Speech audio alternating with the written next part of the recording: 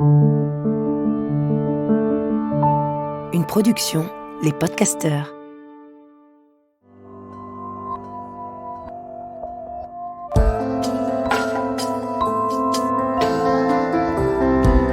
Bienvenue, vous écoutez Coquelicot, le podcast qui replace le clitoris au centre de notre vitalité et qui remue en profondeur notre rapport au plaisir féminin. Un rendez-vous de reconnexion à la puissance de cet organe trop longtemps ignoré. Un appel à notre boussole de sensibilité et de force. Les Coquelicots chéris donnent la parole à celles et ceux qui œuvrent pour cette reconnaissance et pour ramener de la poésie dans nos rapports sexuels. Coquelicot lance un appel pour nous relier, femmes et hommes, dans nos passerelles entre le féminin et le masculin.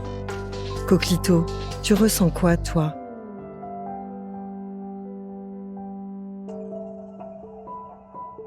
Pour ce nouvel entretien, je suis heureuse et hyper excitée. Je me sens bouleversée et privilégiée d'accueillir Marie-Pierre Dillenzeger. Comment te présenter ? Marie-Pierre est notre guide en spiritualité de la vitalité. Écrivaine, praticienne, conférencière, elle est une force qui lance l'appel, rassemble les ressources, irrigue nos joies de vivre.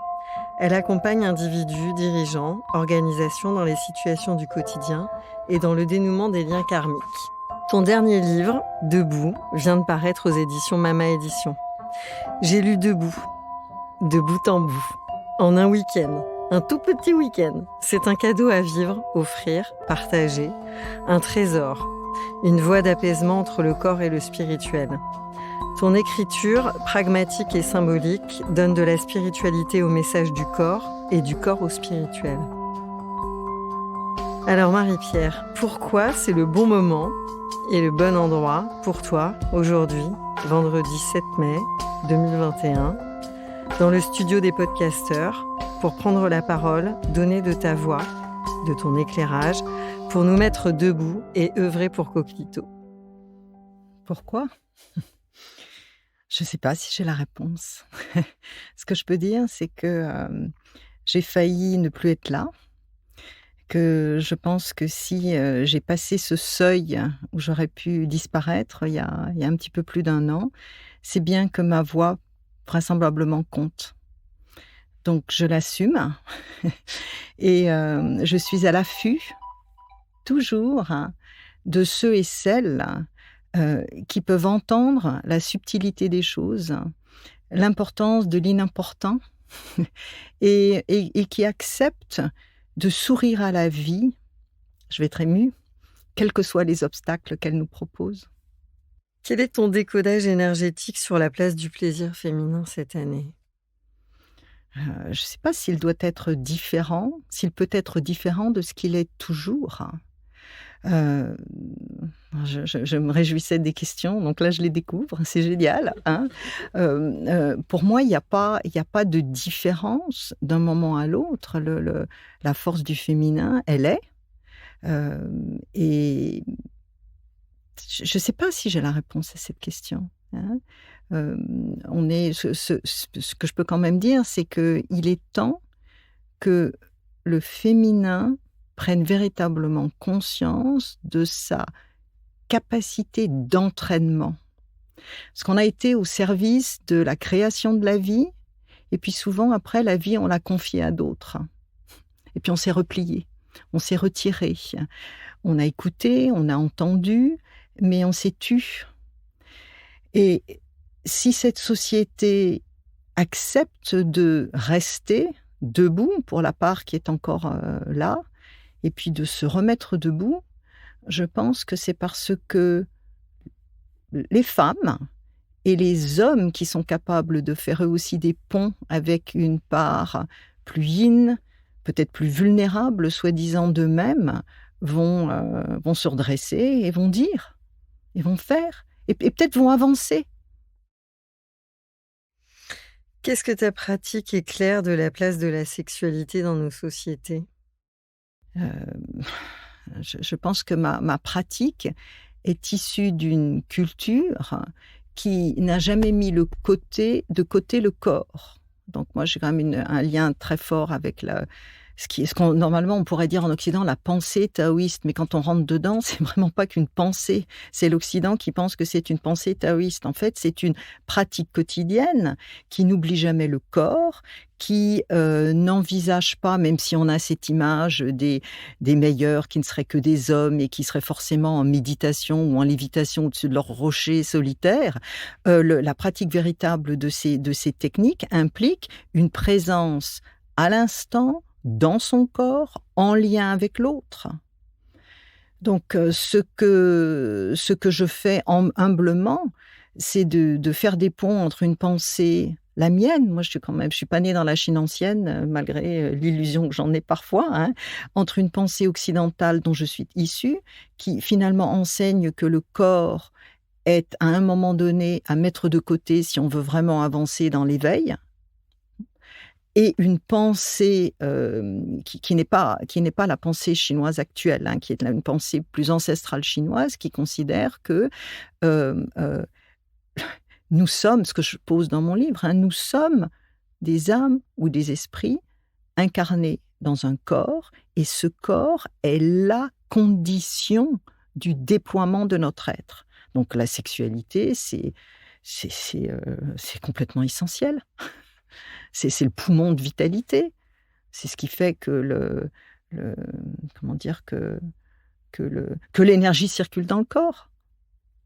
Pas simplement dans la tête, hein. Ça s'arrête pas au cou, ça s'arrête pas au ventre. C'est pas que dans les pieds, c'est entre les deux.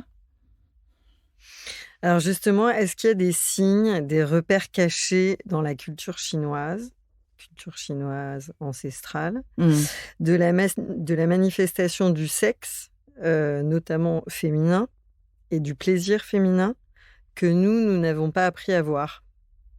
Nous, les Occidentaux. Hein. Déjà, moi, voilà. Enfin, des références, hein. Il y a je peux citer des ouvrages, peut-être. Oui, hein. Il y a un ouvrage qui s'appelle, je ne sais pas s'il est traduit en français, mais il est dans la référence de mes bouquins, qui s'appelle Le Tao du sexe, et qui a été écrit par, je pense qu'il s'appelle Nolan Chang, si je m'en rappelle, qui est cité dans un livre de Laurence Durel aussi. Hein. Enfin bon, ça c'est une référence que je citerai, qui est éclairante et qui pour moi que j'ai lu comme une évidence, en particulier parce que la place du féminin est aussi importante que celle du masculin. C'est-à-dire, il y a pas, la question se pose même pas. La question et donc, par contre, je serais intéressée par trouver des ouvrages qui, dans ma culture d'origine ou dans l'univers chrétien, parlent vraiment de la sexualité féminine. Si vous pouvez me donner des références, je les embarque. Parce que je ne les ai pas trouvées, moi, en tout cas. Soit on parle, mais est-ce qu'il n'y a pas des peintures aussi où on évoque des visages, en fait, qui auraient des visages de l'extase ? Évidemment. Évidemment, mais c'est pas l'extase par l'exclusion du sexe. C'est l'extase parce qu'il y a un alignement entre la tête et le corps, entre le cœur, le sexe. Enfin bon, il y a un alignement. Là, quand moi je parle d'alignement, ce n'est pas l'alignement entre la pensée et l'objectif. L'ensemble du corps suit. Hein. Et d'ailleurs, le caractère chinois qui représente, alors bien évidemment, l'homme, mais l'homme dans le sens l'individu, hein, a un point de, moi j'ai fait de la physique, un centre de gravité très bas, très bas. Très bas, c'est une indication de ce que les forces vitales ne sont pas du côté des épaules, du côté de la tête, mais dans un point qui se rapproche du sexe, enfin de la zone localisée par le sexe. Hein. Moi, j'ai du mal à cloisonner, en fait. Je pense qu'il n'y a pas de vitalité pleine et entière si un pan de notre vie, et là on parle de la sexualité, reste au placard. Et ça, et aussi, ce qui est important, c'est pas quelque chose qui a à voir avec nos jeunes années. C'est quelque chose qui se déploie sur l'ensemble de notre parcours dans cette vie-ci. Donc, ça fait partie des informations à remiser. Il ne faut pas se laisser avoir quand on se... Je veux dire, même si on se retrouve célibataire, veuf, on garde un lit à 2 places. Parce que je vois des personnes qui se retrouvent, du coup, qui échangent, qui se retrouvent avec qui vont... Par exemple, l'autre jour, qui va s'installer, cette femme s'est installée dans la chambre de sa fille, qui ne vit plus là depuis très longtemps, parce que le lit est... Parce que ben non, on vire le lit de la fille, et elle, peut-être qu'elle peut mettre son lit à 2 places dans la chambre de la fille. Bref, mais donc, je pense que l'âge, actually, je vais parler en anglais, l'âge permet de déployer encore davantage des forces vitales qui, au départ, vont peut-être nous surprendre, nous prendre de court, mais que nous avons à apprivoiser.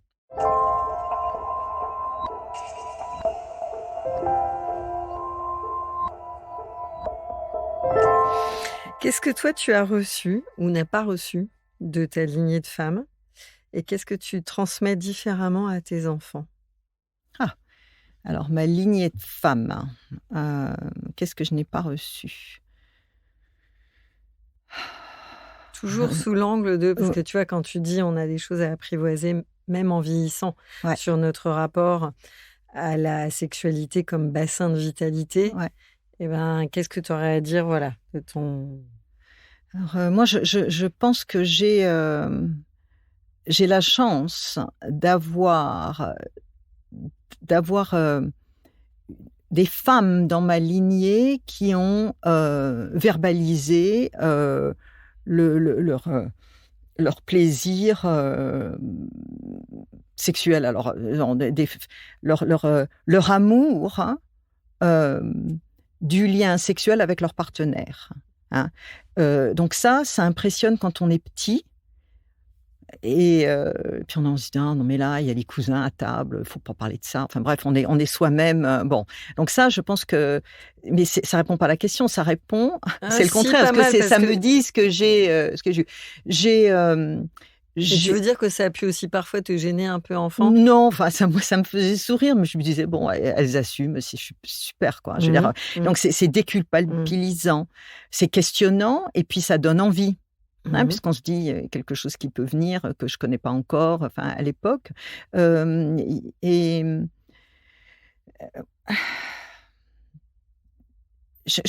pense que j'ai une déformation qui est que j'investis peu de temps sur l'identification des manques.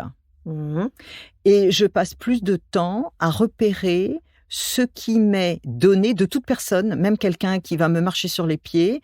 Peut-être que le fait qu'on me marche sur les pieds, c'est un cadeau pour que je ne marche plus sur ce chemin-là. Hein.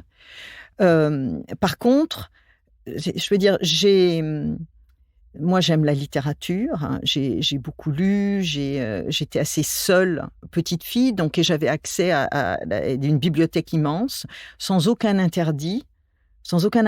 Donc, j'ai découvert des textes que peut-être d'autres n'auraient pas découverts. Hein. Et puis même, enfin, bon. Et je me souviens d'après-midi entière à aller lire. Mon grand-père, avec qui je passais une partie de l'été, me disait « T'as lu quoi ?» Ben, j'ai lu les mémoires de guerre de machin. C'était assez salace, en fait. Et puis, il me faisait pas de commentaires sur le... Enfin, il me disait « Ok, oui, c'est pas un enjeu. » Hein. Puis, on passait à autre chose. On allait sortir, on allait promener le chien. Donc mais quand même, dans un certain nombre... Un ouvrage qui m'a marqué, c'est La princesse de Clèves.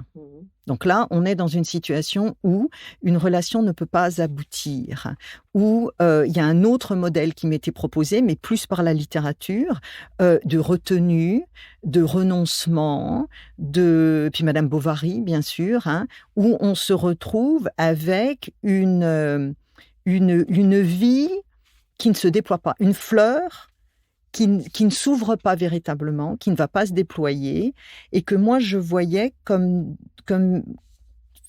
restant finalement, je crois que c'était pas juste.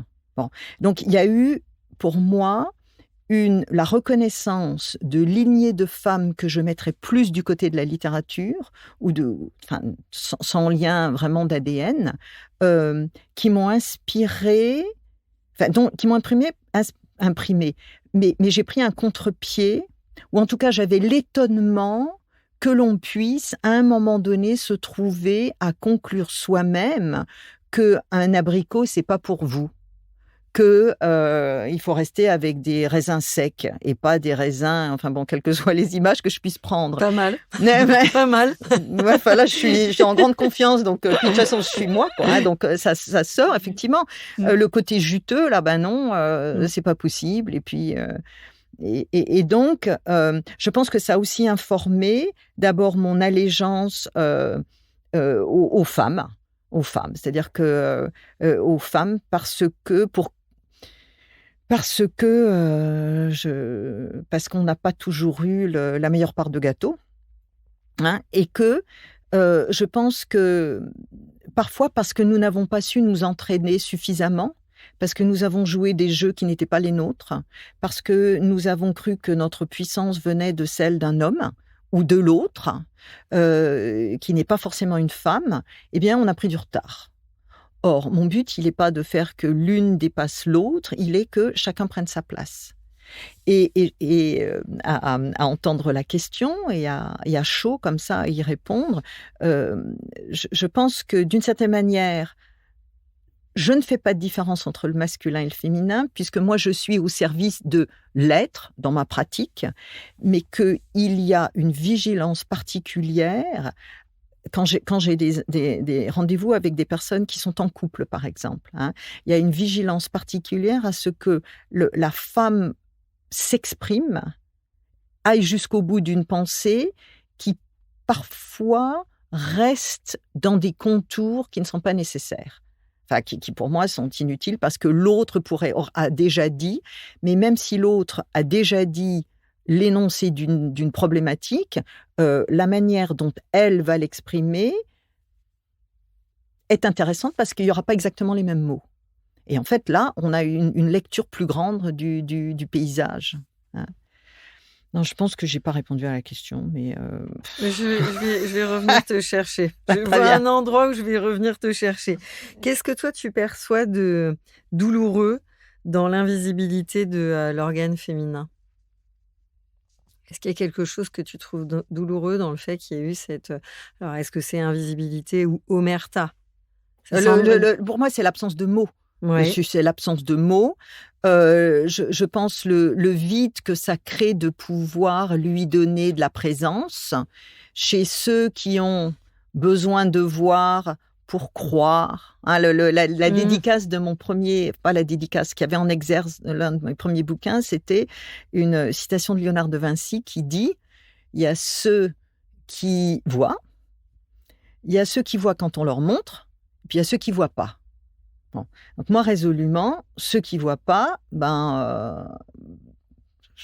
c'est dommage pour eux.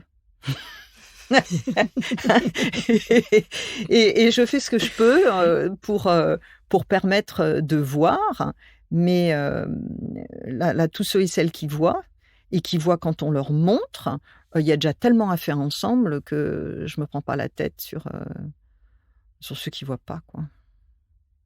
Hein, donc pour moi, c'est une absence de mots et c'est cette chose très occidentale, mais peut-être que je me trompe quand même ou que je simplifie trop, qui est que nous avons besoin de voir pour penser qu'une chose existe. Et il y a un lien entre cette invisibilité du clitoris et le fait que, par exemple, les discours particuliers que nous avons ou que nous n'avons pas sur l'invisible. Moi, je parle des guides invisibles, je parle des aïeux qui sont décédés, mais qui continuent de nous informer et qui sont là. Tout à l'heure, pendant la méditation, moi, j'avais vraiment l'impression, c'était très joyeux, il y avait du monde dans la pièce. Il y a du monde qui était là, quoi. Hein. Il y avait, c'est absolument merveilleux, mais bon, comme ce ne sont pas forcément des choses qui se voient, mais ce sont des choses qui sont. Je réponds à la question en disant ça fait partie de ce drame parfois du vide ou du gouffre dans lequel tombent ces énergies pourtant essentielles, mais qui passe pas au filtre d'un cerveau gauche qui a besoin de tout vérifier, de tout toucher, de tout rationaliser, de tout organiser. Bon, donc ça me fatigue.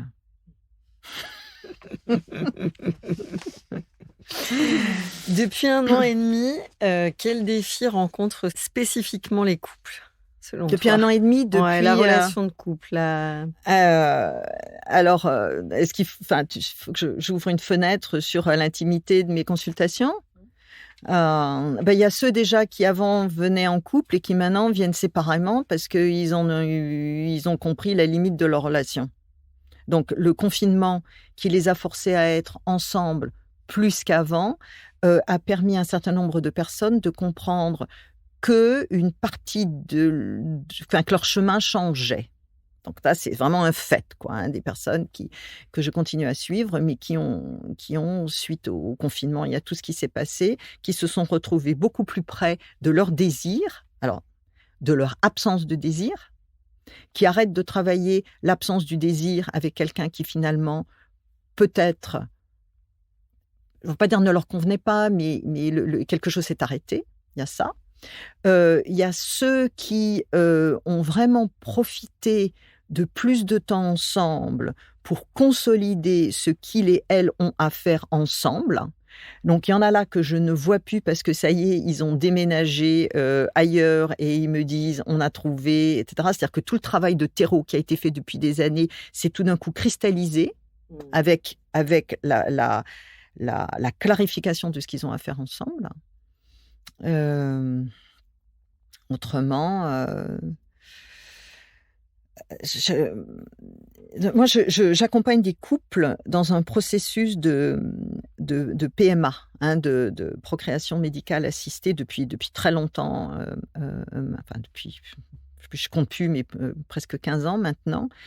Et je me suis interrogée sur le fait que bien qu'il y ait confinement, plus de temps ensemble, la natalité a baissé l'an dernier, hein. Il y a des chiffres au niveau international. Je crois qu'il y a même eu encore un article dans le New York Times, peut-être il y a 15 jours, qui signalait une chute qui surprenait les journalistes.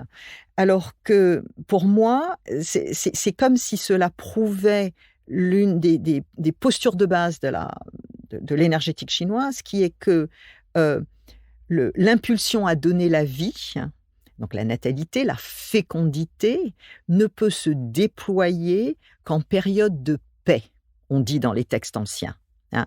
Et par paix, il faut toujours entendre, hein, c'est pas simplement pas la guerre, mais c'est la paix de l'âme, c'est la paix du clan, c'est la paix de la tribu, c'est-à-dire que or, pour moi, c'est le signe. Non pas ce que je me rappelle de ce qu'on entendait à la radio, maintenant on est sous la couette, arrive à y avoir plein d'enfants, etc. Mais non, d'abord on n'était pas sous la couette parce qu'on avait en plus déjà les voisins du dessous qui faisaient du bruit, il fallait quand même continuer à bosser, c'est vraiment pas simple. Mais il y a aussi eu le fait que nous arrivons à un moment donné de notre histoire, de l'humanité, où moi je pense qu'il y a un changement de paradigme qui est en train de se mettre en place, et que nous savons quelque part que nous ne pouvons pas revenir à ce que nous avons quitté, pré-Covid. On n'a pas encore les clés pour ce qu'on va faire après. Donc, il y a une espèce de grand désarroi, ou simplement de questionnement, ou simplement de frustration, si on ne voit pas que ça change, par exemple. Et en tout cas, ça crée pas la guerre, mais ça crée de l'instabilité. Hein? Donc là, je ne suis pas convaincue en tout cas que, à part les deux cas un petit peu extrêmes que je disais au début, ceux qui se sont séparés ou ceux qui se sont vraiment rapprochés, la période actuelle, elle est favorable, en tout cas ce que moi je constate, hein, elle est plus favorable à ce que chacun s'occupe de son intériorité, ce qui est ensuite la condition du lien profond avec l'autre, avec le conjoint ou avec le voisin ou avec son enfant ou avec et ça c'est pour moi préalable à la possibilité de connexions différentes et renouvelées dans les années qui viennent. Et pour l'instant, on est dans un point de déséquilibre génial parce que il nous force à bouger nos positions. Et il y a la possibilité de cette introspection, de se questionner davantage. Moi, je vais le dire comme ça. Hein, où est notre plaisir, hein? Où il est, hein? Qu'est-ce qui nous le donnait ces dernières années? Si on dépasse le plan même de la sexualité, mais en fait, tout est lié. Hein, il dépendait souvent de ce qu'on nous proposait. Or, le plaisir, ça peut aussi être d'aller récolter 2 tomates sur un balcon parisien, et puis d'en avoir l'arôme et ça c'est sexuel quasiment. C'est clair, c'est clair. Bon, donc là, on est en train de faire nos premiers pas dans ce monde d'après qui est déjà là, et pour lequel il y a urgence. Il y a urgence à le voir. Il y a urgence à se redresser.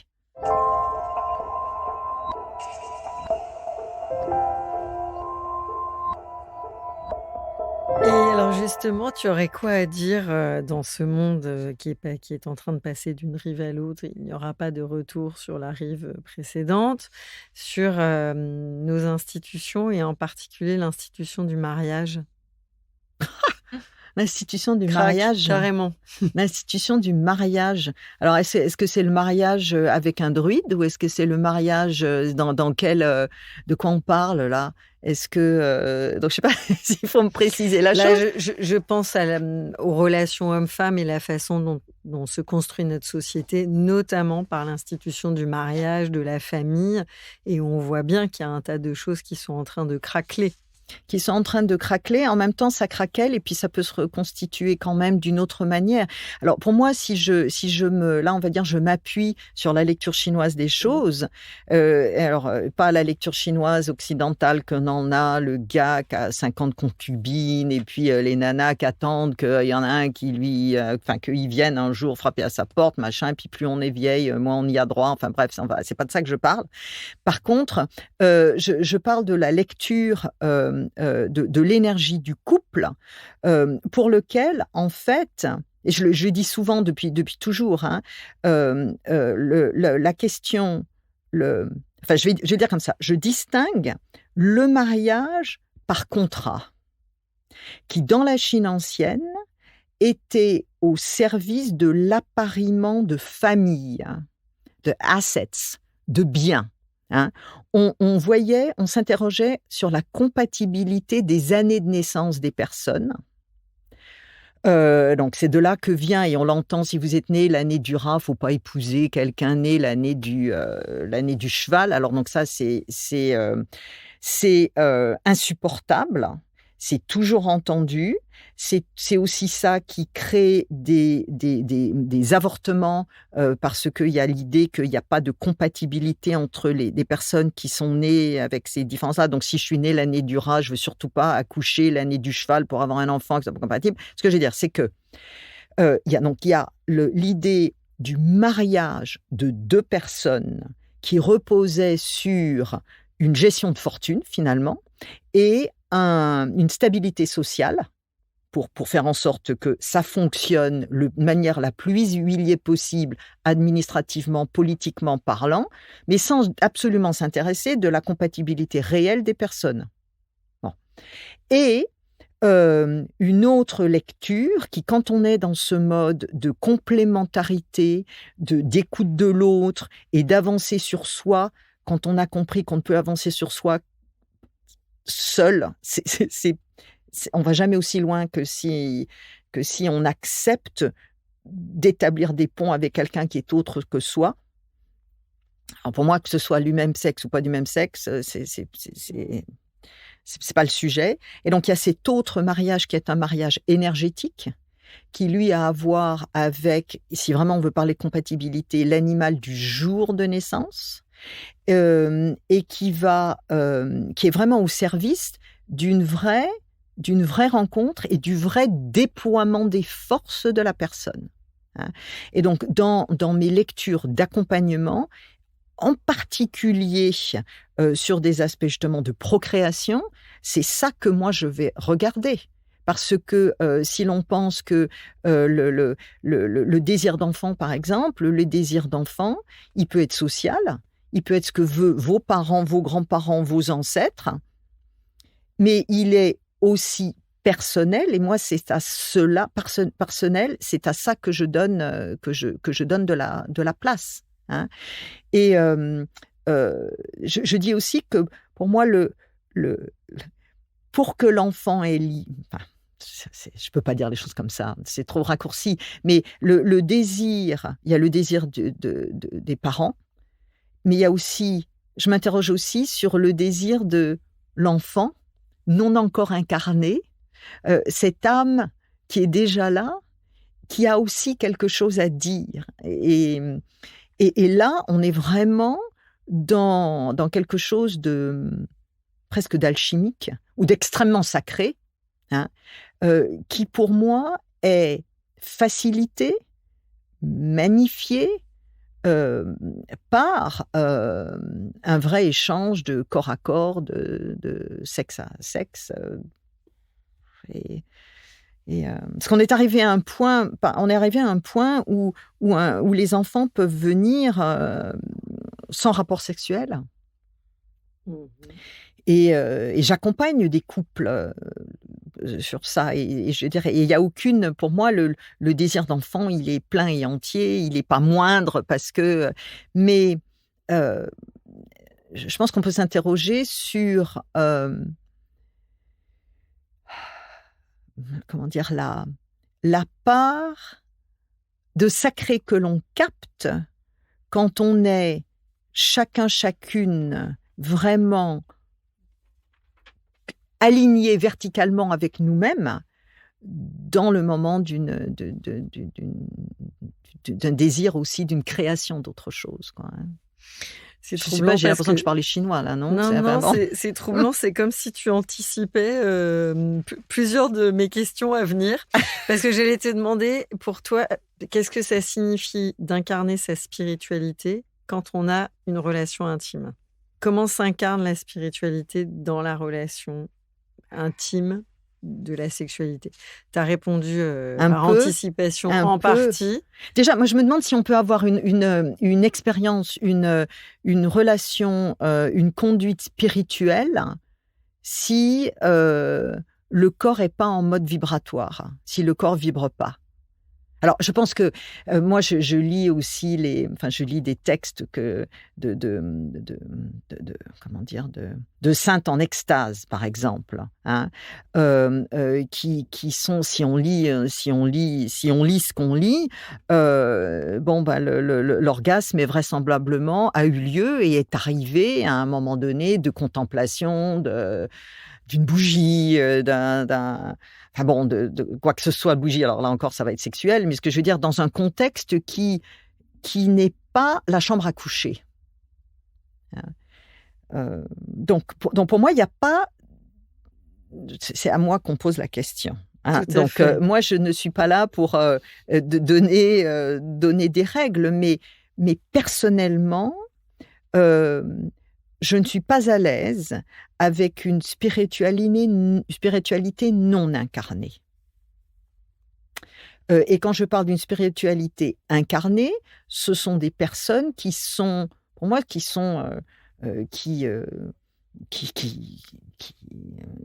utilisent toutes leurs parties de leur corps.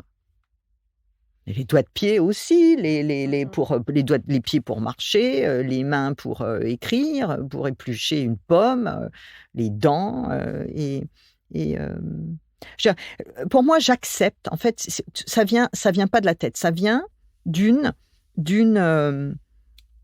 émerveillement d'avoir la chance d'être, peut-être, si on pense à de la réincarnation, mais je ne suis pas encore sûre là-dessus. Simplement, pour moi, c'est une lecture qui me passionne. Hein.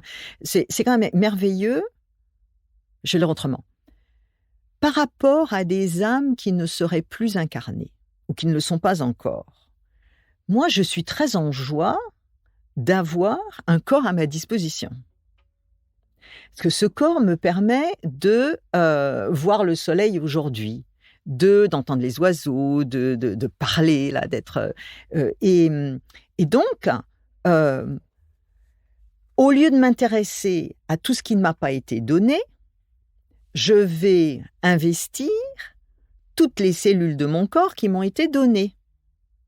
Et ça me met en joie. Donc, il n'y en a pas que je vais laisser au panier. C'est comme dans mon travail avec l'espace, je suis sidérée souvent de voir que nous n'occupons pas pleinement nos espaces. Hein, il y a des alors, tout le monde n'a pas plusieurs pièces, mais même quand on vit dans un espace restreint, il y a des coins dans lesquels on ne va jamais. Il y a des tiroirs qui n'ont pas été ouverts depuis longtemps. Et donc, pour moi, c'est dommage. Cet espace est à vous. On va mettre le nez dedans, on va l'ouvrir, on va regarder, etc. Donc pour moi, pour moi c'est pareil, le corps, c'est pareil. Le corps, c'est le coffret qui m'a été donné, je ne vais pas laisser un coin dans la poussière.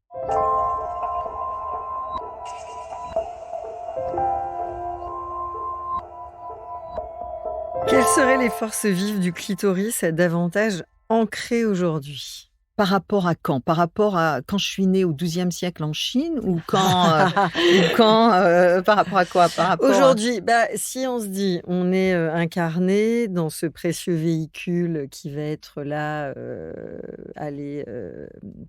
maintenant jusqu'à peut-être 80, 100 ans, 120, peut-être on va vivre jusqu'à 120 ans. Donc dans cette vie-là, dans ce temps-là, en 2021, qu'est-ce qu'il faudrait pour toi qu'on ancre davantage dans le contact à ce, tu as appelé le poumon de la vitalité? Ouais, quelque chose comme ça. Déjà, mais je vais répondre, mais à côté de la plaque. Toi qui donnes plein, pardon de te couper, toi qui donnes, je trouve, à la fois plein d'exemples ou de trucs très pratiques et en même temps où on sent tout de suite le lien avec le symbolique. Enfin, moi, je trouve que tu fais partie de ces personnes rares qui rendent tangible le lien avec quelque chose d'invisible. Et tu nous as très bien fait le lien avec l'organe en question. Voilà. Toi, tu nous conseillerais quoi pour dire, allez, quotidiennement, pour ancrer davantage les forces de ce poumon de vitalité, ce serait quoi tes pistes? Alors, il y en a déjà une, mais ça va paraître surprenant, hein, ce qui me venait tout à l'heure, tout de suite. Puis, bon, c'est que déjà quand même, tout à l'heure, la question a été posée de cet organe caché, hein, ou de cet organe caché. Il y a quand même, pour moi, qui suit continuellement qui sont continuellement en mode presque de investigation, continuellement à chercher les signes, à faire des liens. Moi, j'ai l'impression de tout le temps de repérer les pointillés et puis de voir où tracer les traits, par où ça passe, de trouver les petits cailloux, de rassembler, puis de créer des liens qui portent du sens, qui permettent de remettre la personne debout, ou de l'aider simplement à avancer. Bon, donc il y a quand même un lien qui est à faire, c'est que cet organe étant caché, le clitoris étant caché, il est quand même par excellence en lien avec la symbolique de l'initiation, où les choses ne sont pas données tout de suite.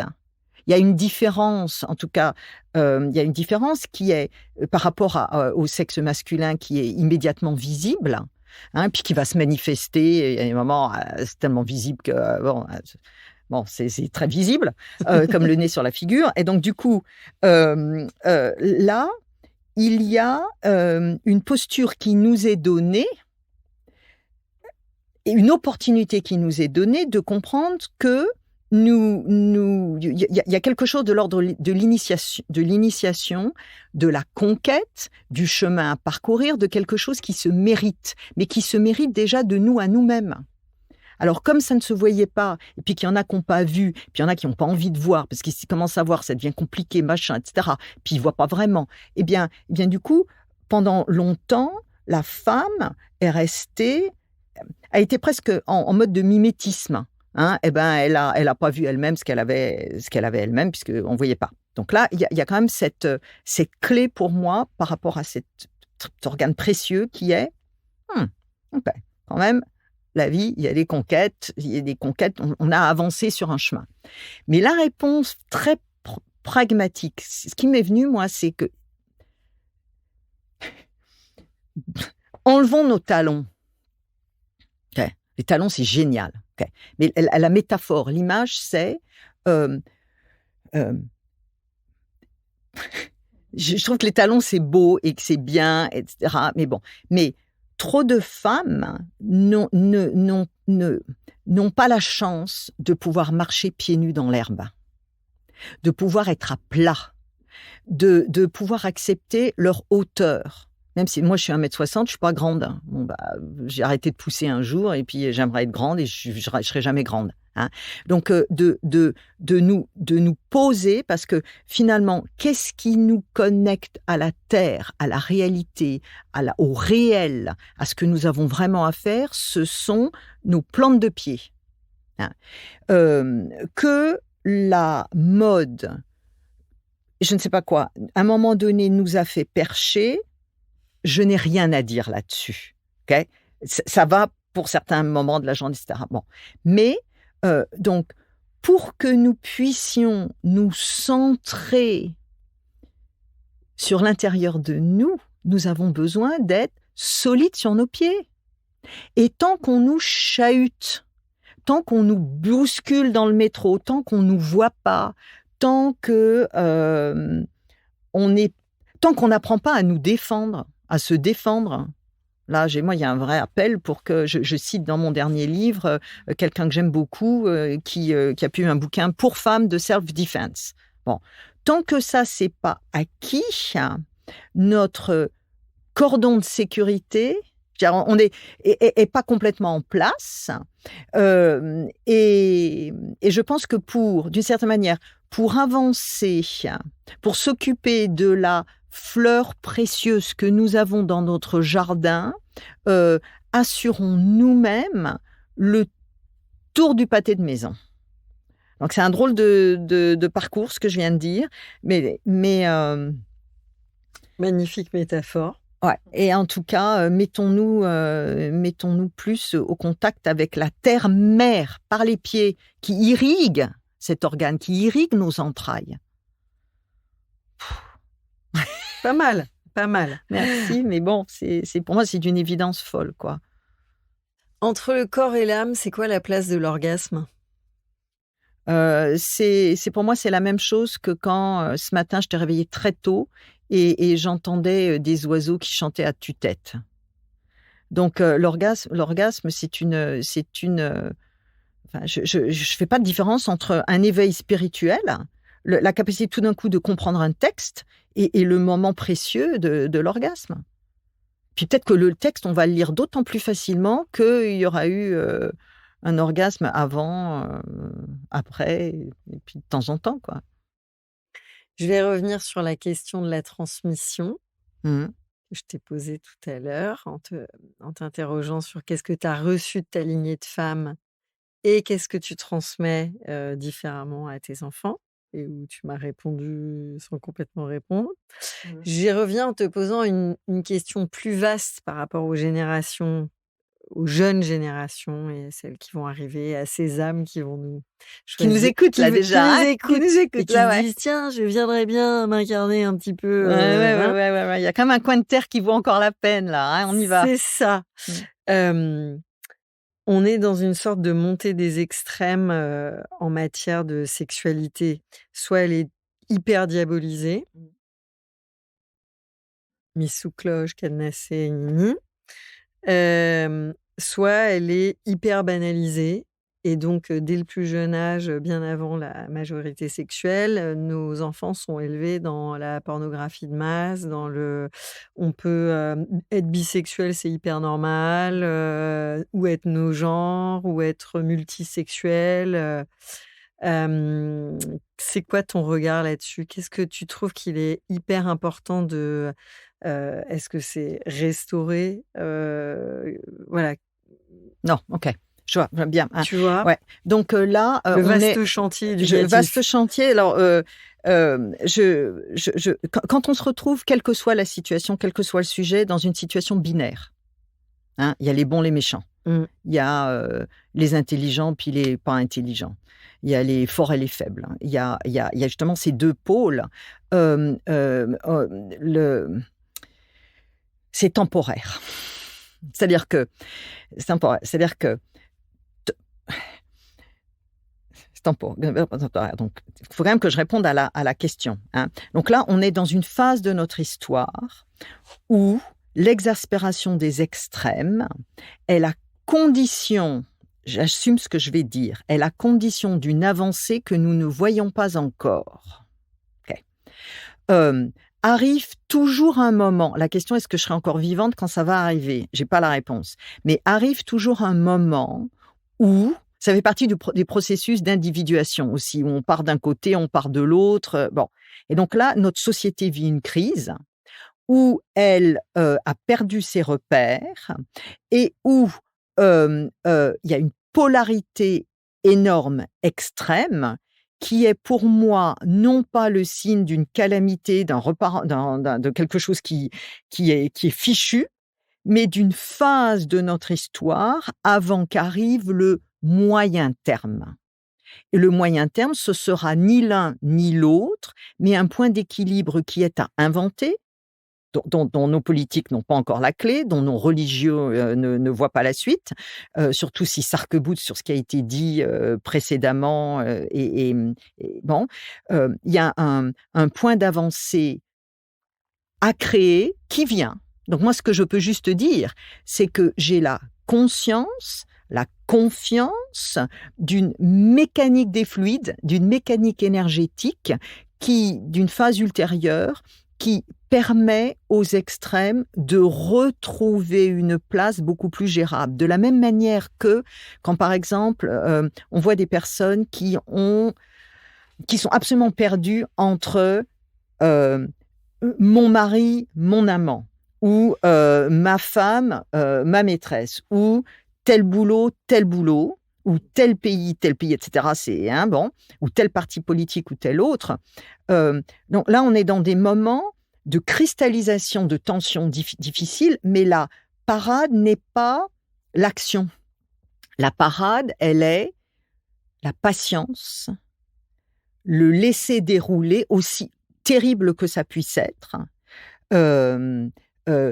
parce que surgit immanquablement la voie médiane. Donc ça, c'est très chinoise. Mais et puis nous, on a une visibilité à 3 mois, à 4 mois, à tous les 4 ans, élections présidentielles, etc. On a ça, nous, comme repère. Tout ce qui vient de la Chine, c'est on fait des plans sur 100 ans. Hein, donc les perspectives ne sont pas les mêmes. Mais il n'y a pas besoin de faire appel à la Chine. Il y a tout ce que pouvait dire Jung, comme qui connaissait d'ailleurs bien la pensée classique chinoise. C'est un temps. Nous avons la difficulté et le privilège de le vivre. Résistons à des conclusions tranchées et faisons ce que nous faisons dans notre quotidien pour faire ensemble, vous voyez lapsus, hein, pour faire en sorte que là où nous pouvons remettre du lien, encore une fois, dans une réunion de famille, dans une réunion ou sur le trottoir, en discutant avec quelqu'un ou en intervenant. L'autre jour, je suis intervenue parce qu'une dame tapait son chien. Donc, je me suis mis entre le chien, qui ne comprenait rien de ce qui lui arrivait, et la dame. Et après, je me suis dit, j'aurais pas dû. Mais c'est pas si juste. Enfin, c'est passé. Parce que là, il y a le troisième terme manquait. Hein. Et donc, ce que j'ai à dire, j'ai pas la solution, mais elle vient, et elle viendra d'autant plus que nous ne cristallisons pas la situation et nous ne l'utilisons pas politiquement, par ailleurs. Par exemple. Parce que par ailleurs, lapsus, j'aurais voulu que ce soit ailleurs. Donc, tu proposes plus que chacun un peu fasse ce qu'il a à faire au quotidien pour être exemplaire de ce qu'il aurait envie de transmettre. Totalement.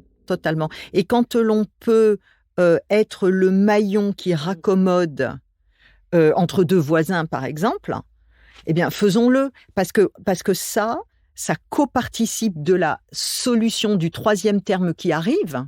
Moi, je suis un peu particulière, hein, mais d'un point de vue d'énergie, toute personne qui blesse alimente le chaudron des blessures, le chaudron des blessures de l'humanité. Toute personne qui sourit alimente la part bienveillante, le chaudron de la bienveillance. Hein. Et pour moi, les petits actes répétés tous les jours un petit peu, du mieux qu'on peut, sans tomber dans le catastrophisme de ce que l'on ne peut pas régler. Eh ben, ces petits actes, au bout du compte, c'est comme des gouttes d'eau qui font un océan. Mais il nous faut du temps. Donc, si en tant que bon occidental, nous concluons trop vite que c'est fichu parce que d'ici 6 mois, tel problème n'est pas encore réglé, c'est pas fichu, mais ça n'aide pas. Hein. Donc moi, sur ce sujet-là, par exemple, je suis consciente et avertie de ce que peut-être je ne verrai pas une part plus apaisée de l'humanité de mon vivant. Ça pourrait me désoler, mais c'est comme ça. Et comment t'équipes tes enfants ? Alors, mes enfants ont... comment je les équipe ? Sur le champ, je reviens sur le champ. Je vois bien le pont entre la question de la vitalité et des rapports amoureux, intimes, sexuels. Si on reste focus sur comment tu les équipes dans ce temps-là, dans ce que tu as transmis, dans ce qui t'a été transmis, à quoi tu as envie de les préparer ? Donc moi, j'ai un garçon et une fille. Donc déjà, il y a les deux. Je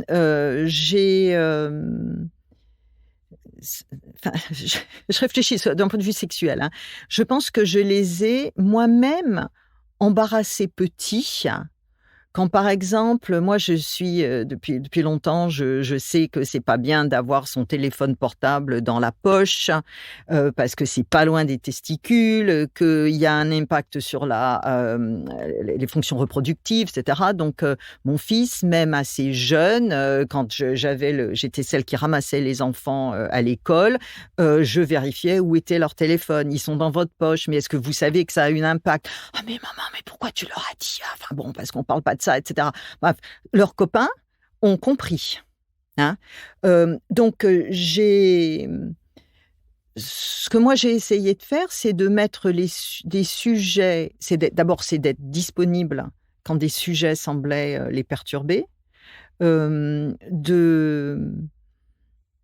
ne sais pas si je peux répondre sur le sexuel, de valoriser systématiquement la vie qui est en eux. Et ce que je fais, garçons et filles, hein, je leur ai toujours dit, il n'y a pas plus grand que vous. Il n'y a pas plus petit que vous non plus. Hein.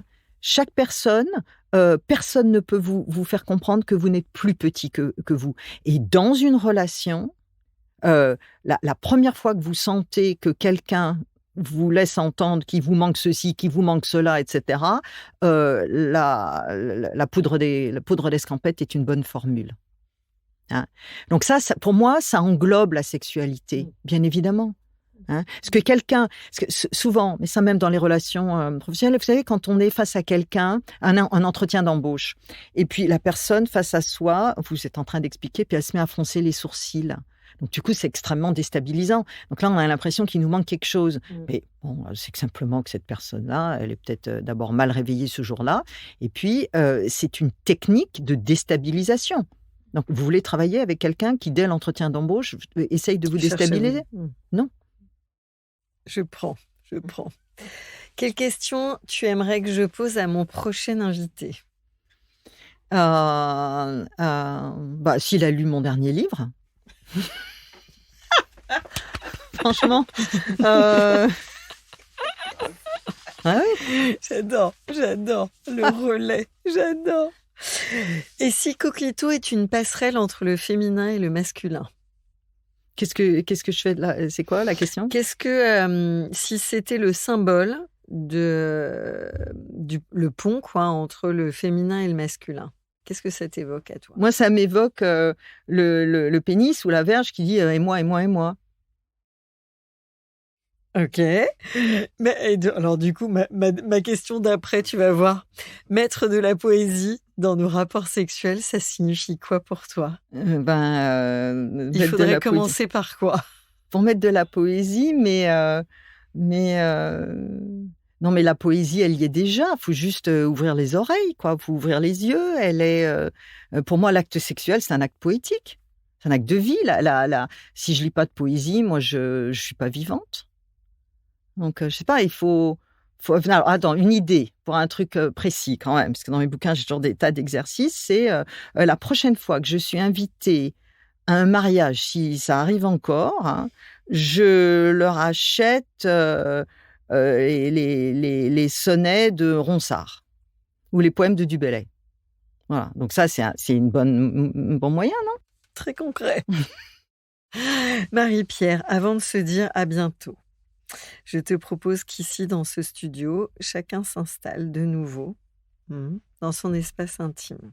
Nous prenons le temps de nous inspirer depuis nos intérieurs, à l'écoute de nos dedans. Je vais te poser quelques questions, 3-4 questions, et tu réponds comme ça vient par association. À quel moment écoutes-tu ta boussole de sensibilité? Tout le temps. En quoi ton coquelicot est-il une force? Parce que sans lui, j'existerais pas. Moi, telle que je suis, hein. C'est moi. Oui. C'est quoi ces super pouvoirs? Super pouvoir, c'est celui de respirer tous les jours, d'ouvrir les yeux, c'est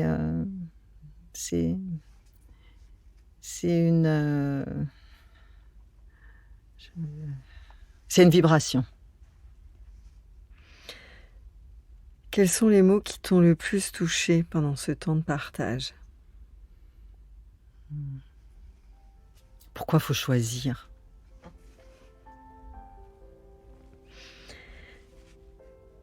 Coquelicot, tu ressens quoi, toi? De la joie. Coquelicot, à présent ancré en toi et relié aux autres coquelicots, ici, maintenant, avec quoi tu repars?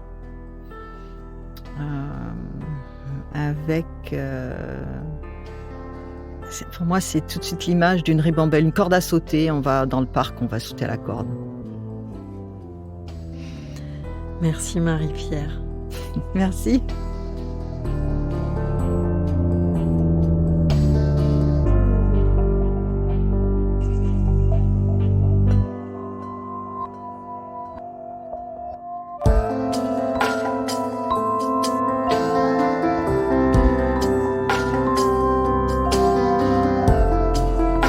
À très bientôt pour un nouvel épisode de Coquelicot. Coquelicot, je nous trouve très beaux.